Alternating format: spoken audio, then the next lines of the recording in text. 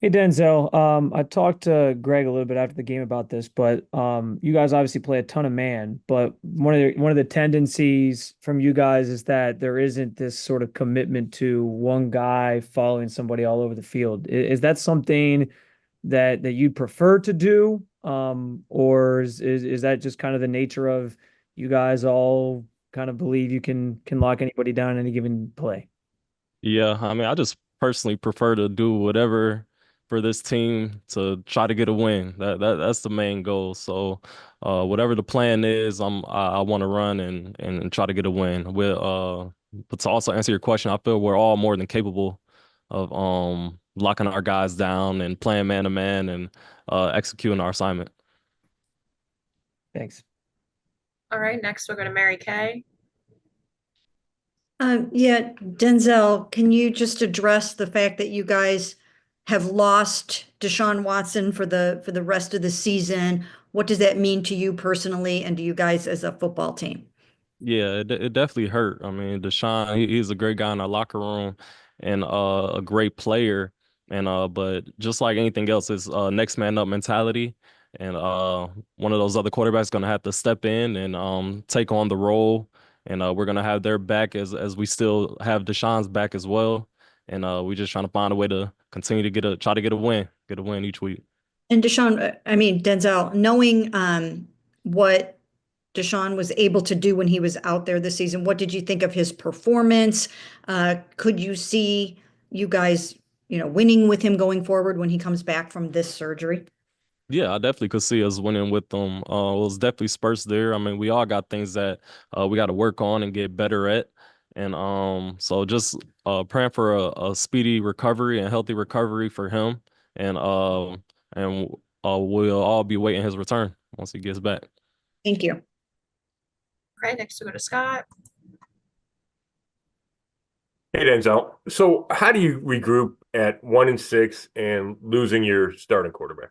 Yeah, you just gotta refocus. I mean it's behind us and it's on to a new week. So we got Baltimore this week. We got to lock in on what we gotta do to try to get a win this week and see our matchups and execute our assignment and go out there and do it. So it's just all about refocusing and find a way to get a win. And I know it wasn't perfect, but did that feel like a step forward for the defense holding Cincinnati to 2 touchdowns? Yeah, and that's the goal. Just trying to get better each week. Like I said, they're a great offense, and I feel we executed pretty well. But we got to play complementary football on all phases and help each other out. But I mean, it's things that we still got to get better at on defense, and we can still be better. So we not all the way there yet, but we're on our way. Thanks. All right, next we'll go to Patrick.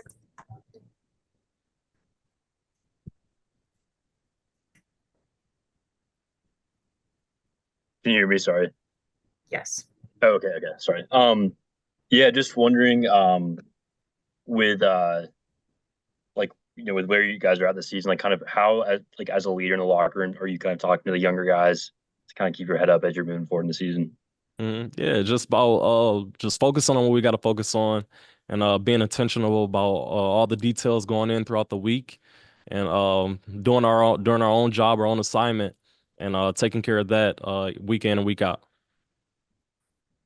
All right, next we'll go to Cam. Hey, Denzel, when you guys are in a rough stretch like this, 5 game losing streak, you're entering a new work week and you're looking for that win. Does it change the way that you do enter the work week, the way that you approach practice? And how does that look for you guys?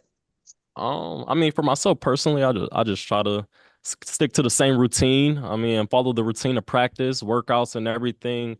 I don't think we gotta do anything too crazy. We gotta key in, lock in on the details, know our job, know our assignment, and execute that out there on the field. A lot of times I feel like we do hurt ourselves with penalties and things like that. So we just gotta find a way to minimize that, and I think we'll be better. Have you felt maybe a sense of urgency increase over the past couple weeks or Oh yeah, no question. It's definitely a sense of urgency. I mean, no one likes losing, so we definitely don't want to continue this losing streak that we're on. So, it's definitely a sense of urgency of trying to get this thing flipped around and get back on track. thank you. All right, next we'll go to Ashley.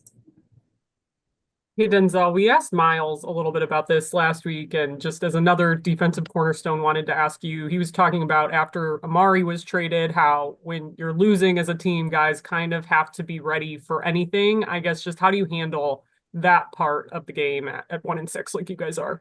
How do I handle what part exactly? Say it again for How me. do you guys as a group like handle this idea? Miles talked about how when you're losing, Mm. anybody can be gone basically at any time. Trades can happen. You kind of have to be prepared for that. Just how do you think guys are handling that part of it? I mean, I think guys will handle it fine. I mean, we got our goal is to win each week.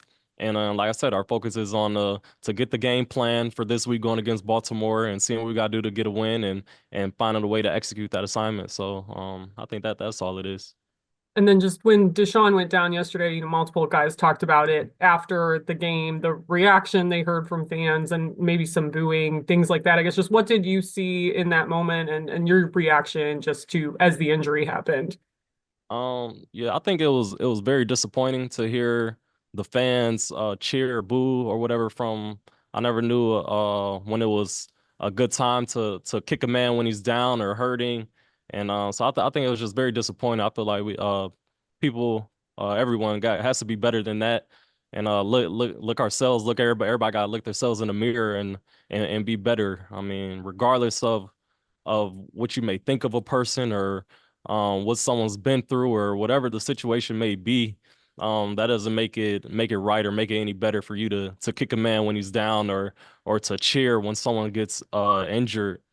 And so I think everyone just has to be better. But overall, that was just very disappointing to experience and witness that. All right, and last one from Justin. Hey Denzel, you've been a part of some frustrating seasons as a Brown. Given the start that you guys have had and the expectations, how not necessarily would you rate this disappointing start like to compare to other seasons? Like, is it more frustrating given the expectations that you guys had going into the year? Yeah, it's definitely frustrating. Because we definitely had big expectations and still got big expectations. I mean, we're trying to get this thing turned around and fixed, but it's just trying to stay focused on the week in and week out and seeing what we could do to get this thing changed around and not. I mean, no one's gonna feel sorry for us, or you can't feel sorry for yourself. So we're just trying to focus on the positive and do what we can to get this thing back on the right track. Hey Cedric, obviously chance for you to start yesterday with Deshaun or sorry with Amari obviously getting traded, but what did you think of just the performance from your standpoint and how things kind of operated with the offense?